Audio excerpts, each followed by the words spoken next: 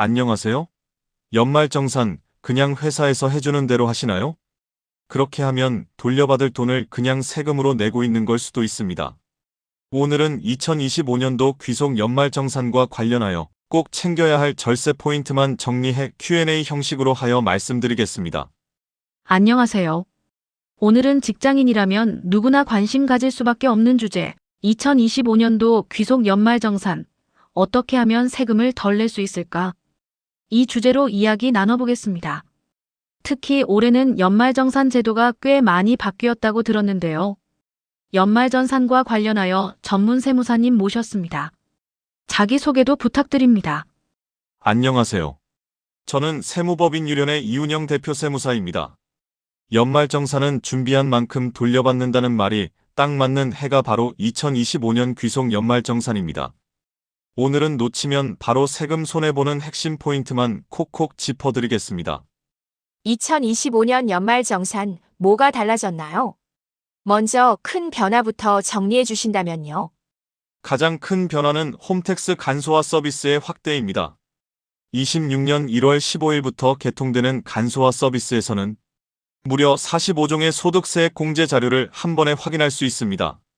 특히 올해 처음 추가된 자료가 굉장히 중요합니다. 발달 재활 서비스 이용 증명서, 장애인 활동 지원급여 본인 부담금, 수영장 헬스장 이용료 2025년 7월 1일 이후 카드 결제분, 이제 헬스장 다니는 분들도 문화비 공제 30% 적용 대상이 됩니다.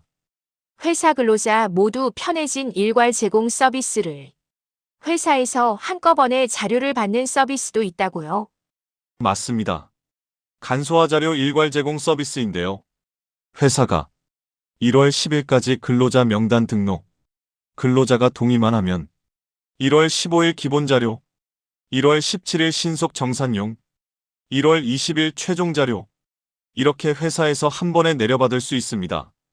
특히 자체 연말정산 프로그램이 없는 회사는 국세청에서 제공하는 편리한 연말정산 서비스를 꼭 활용하셔야 합니다. 자녀 있는 가정, 자녀 세액 공제도 바뀌었다고요. 네, 굉장히 중요합니다. 8세 이상 20세 이하 기본공제 대상 자녀 수에 따른 자녀세액 공제 금액이 작년보다 10만원씩 상향됩니다. 자녀세액 공제 상향 내용은 자녀가 1명인 경우 25만원, 2명은 55만원, 3명 95만원, 4명은 135만원의 세액 공제가 가능합니다.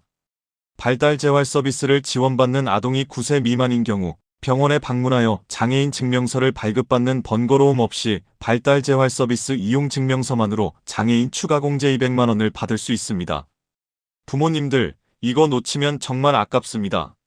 총급여 7천만 원 이하 직장인 절세 포인트와 관련하여 중산층 근로자에게 유리한 변화도 많다면서요.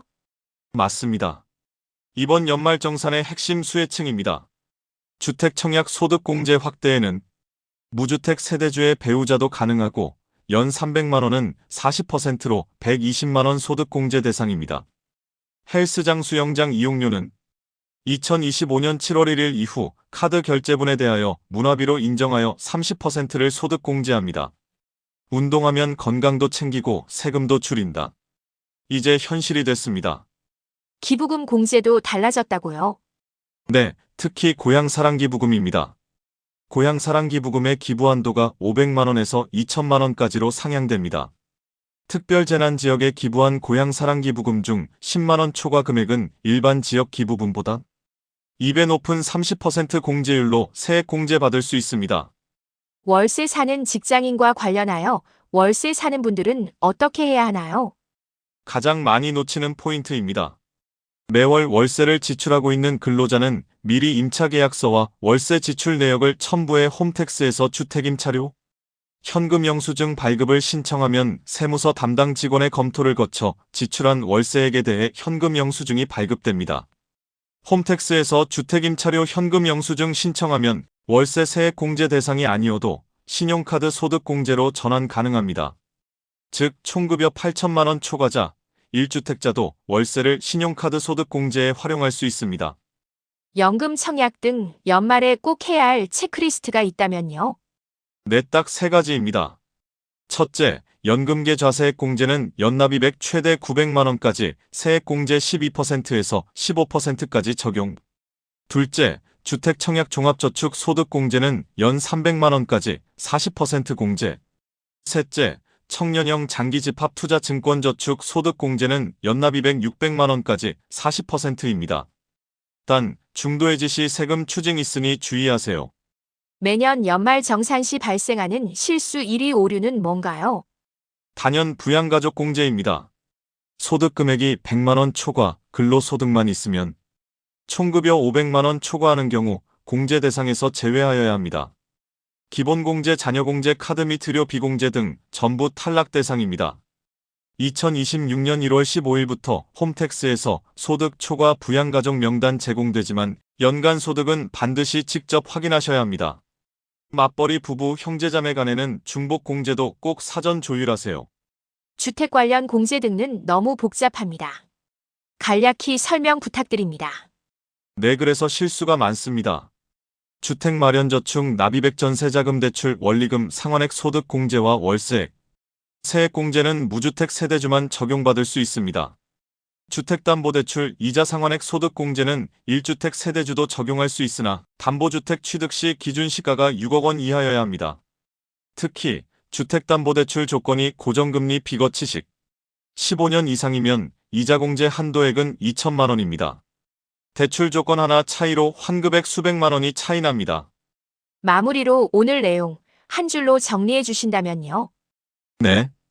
헬스장 월세 기부금, 부양가족 주택자금, 연금 청약 등 이 중 하나라도 놓치면 돌려받을 돈을 그냥 세금으로 내는 겁니다. 그리고 오늘 꿀팁으로 국세청에서 발행한 2025년 귀속 연말전산용 책자와 연말정산 간소화 자료, 일괄 제공 서비스 설명 자료 등을 제 유튜브 설명란에 링크해 업로드해 놓았으니 다운로드하여 연말정산 실무에 잘 활용하시면 좋을 듯합니다. 오늘 정말 도움 많이 됐습니다. 시청자 여러분, 연말 정산 앞두고 꼭 다시 한번 보시길 추천드립니다. 감사합니다. 여러분 모두 2025년 연말정산은 환급으로 마무리하시길 바랍니다. 구독과 좋아요는 현명한 세금 솔루션 선택의 시작입니다. 끝까지 경청하여 주셔서 감사드립니다.